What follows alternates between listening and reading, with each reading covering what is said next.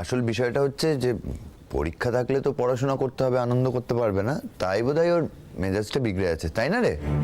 দেখ জিয়া, সোনাদির বিয়ে হওয়াটা জরুরি, আর তুই তো এতটা ছোট নোস যে ব্যাপারটা বুঝতে পারছিস না, তাই না? তুই ওর বিয়েতে একটু কম আনন্দ করবি না হয়, আর নিজের বিয়েতে বেশি বেশি করে আনন্দ করে ব্যাপারটা পুষিয়ে নিবি। আমি একটা কথা বারবার বলে দিচ্ছি, আমি যখন বলেছি এই বিয়েটা হবে না, তার মানে হবে না, হবে না আর হবে না।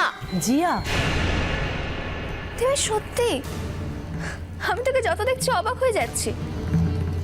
তুই তোরা নির্লজ্জ হলি কবে থেকে?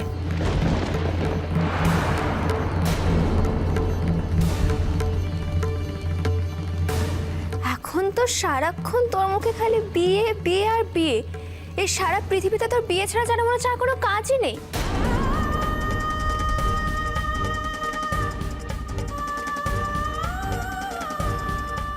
আরে বাবা, এই বাড়িতে বিয়ের অনুষ্ঠান হলে পড়বো কি করে? তার মধ্যে তো পড়াশোনা করা সম্ভব না, তাই না?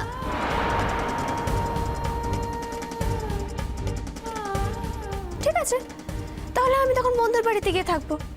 তখন প্লিজ আমাকে কেউ তাহলে বলো না যে জিয়া বাড়ি ছেড়ে কেন বন্ধুর বাড়িতে আছে। জিয়া, অনেক বাড়াবাড়ি করছো তুমি। এমন ভাবে কথা বলছো যেন তুমি বিরাট ব্রিলিয়ান্ট স্টুডেন্ট, যেন দুটো দিন পড়তে না পারলে তোমার বিরাট ক্ষতি হয়ে যাবে। তুমি এমন করছো যেন যেন এবছর পরীক্ষায় তুমি স্ট্যান্ড করবে।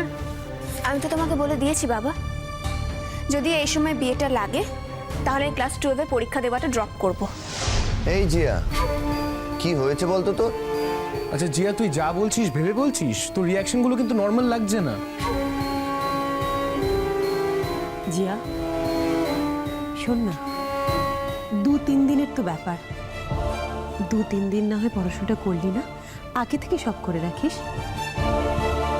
তবু তোকে এই বিয়েটা এই সময় করতেই হবে দি ভাই, তাই না?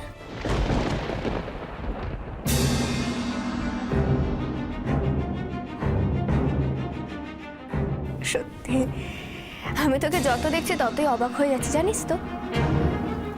আমি আমার বন্ধুর দিদিদেরও দেখেছি, জানিস তো? আরে বাবা, তাদেরও বিয়ে হয়েছে, কিন্তু এরকম হ্যাংলামো করতে কাউকে দেখিনি, জানিস?